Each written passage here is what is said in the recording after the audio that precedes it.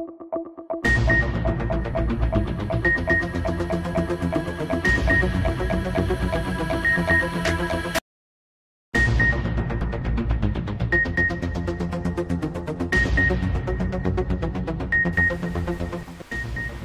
Commissioner Tasnim Ali Khan کا محکمہ literacy کے زیر اہتمام عالمی یوم خواندگی کے حوالے سے تقریب سے خطاب۔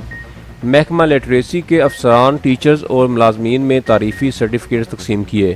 تفصیلات کے مطابق ڈپٹی کمشنر تسنیم علی خان نے محکمہ لٹریسی کے زیر اہتمام عالمی یوم خواندگی کے حوالے سے گورنمنٹ ہائر سیکنڈری اسکول سوہاوا بولانی میں منعقدہ تقریب سے خطاب کرتے ہوئے کہا ہے کہ تعلیم کی اہمیت کا اندازہ اس بات سے لگایا جا سکتا ہے کہ تعلیم حاصل کرنا اسلام میں فرض قرار دیا گیا ہے۔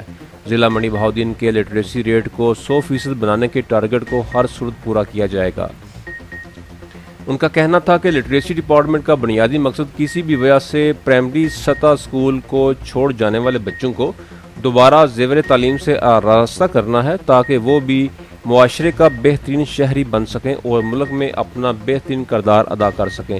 تقریب سے C E O education Muhammad Yasin Virk اور D E O education literacy Muhammad Umar Abdullah نے خطاب کرتے ہوئے کہا کہ ضلع منڈی بہاؤالدین میں اس وقت 277 لٹریسی سینٹرز کام کر رہے ہیں، جن میں 8310 طلبہ طالبات زیر تعلیم ہیں۔